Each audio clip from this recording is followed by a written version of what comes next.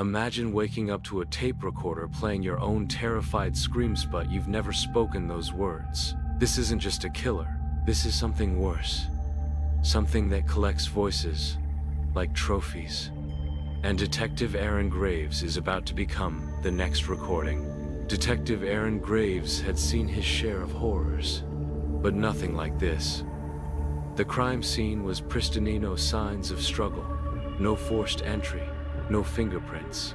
The victim, a 32-year-old journalist named Kevin Moore, lay on his bed, eyes wide open in terror. The only thing out of place was the old cassette player sitting on his chest, a tape still turning inside. Aaron exchanged a look with his partner, Detective Lisa Monroe. "Play it," he said.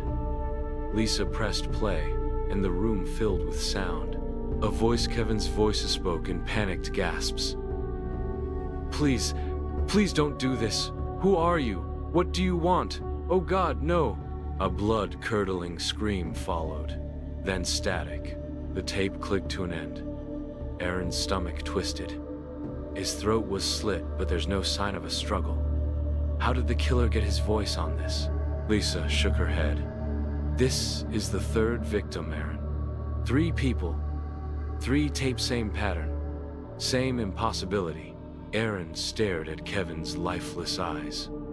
"We need to find whoever's collecting these voices. And fast." The murders haunted the city. Every victim was found in their home, untouched, except for the methodical slit across the throat. Each had a cassette tape left on their body, playing their final terrified words. But when Aaron reviewed recordings of the victims from their past interviews or videos, something was wrong. The voices on the tapes sounded off, distorted, like an eerie mimicry rather than their real voices. One night, Aaron sat in his dimly lit office. The tapes sprawled across his desk. He played them over and over, searching for a clue. As Kevin's voice crackled through the speakers, a thought struck him. The voices weren't recorded, they were taken. His breath hitched. "Lisa, what if the killer isn't just imitating their voices? What if he's actually stealing them?" Lisa frowned. "You mean taking their voices like what? A ghost? A demon? I don't know. But what if that's why?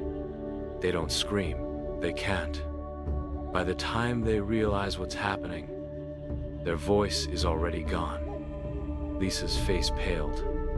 "That's insane, Aaron." But the evidence said otherwise. The next night, Aaron returned home, exhausted but restless. He poured himself a drink, staring at the scattered case files. His phone vibrated a text from Lisa, another victim. He grabbed his coat and rushed out the door. The crime scene was identical to the others. A woman in her late 20s, lifeless, a cassette tape balanced on her chest. Aaron's hands trembled as he played the tape. "Please, I don't understand. Why are you doing this?" No, please don't." Aaron flinched as he heard the scream. But then, Detective Graves. Aaron's heart stopped. The voice on the tape wasn't just the victim's, it was his own. Lisa's eyes widened. "Aaron, that's..." He yanked the tape out, breathing hard. "How? I've never met this woman. I've never spoken those words. But the recording didn't lie. This bastard is playing with us," Aaron muttered, forcing his fear down. "He wants me to know he's coming." Lisa grabbed his arm. "Aaron, we need to put you in protective custody." "No," he said firmly. "I need to find him before he finds me." That night, Aaron barricaded himself in his apartment, gun in hand. The city outside was silent. Too silent. At 2:47 a.m., a noise echoed from his living room, a faint click, like an old tape starting to play. His blood turned to ice. Slowly, he stepped forward, gun raised. The cassette player on his coffee table was playing but he hadn't put a tape in. Then, his own voice filled the room. "Please, I don't understand. Why are you doing this?" "No, no, please don't." Aaron's hands trembled. The exact words from the last victim's tape. His own voice. But he had never said them. A breath of cold air brushed his neck. "You should have listened, detective." The whisper came from behind him. Aaron spun around, but the room was empty. His pulse pounded. The shadows in the corners seemed to stretch, to move. Then, the lights flickered. And in that split second of darkness, he saw it. A tall, faceless figure, standing just inches away.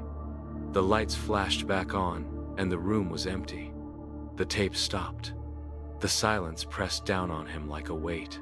And then, in the darkness of his own mind, he heard it. His voice, trapped, distant, begging. "Please, I don't understand. No, no, please don't." Aaron opened his mouth to scream, but no sound came out. The next morning, his apartment was found empty, his badge, gun, and a single cassette tape left behind. When Lisa played it, her blood ran cold. "Please, I don't understand. Why are you doing this?" "No, no, please don't." And then the whisper. "The collection grows.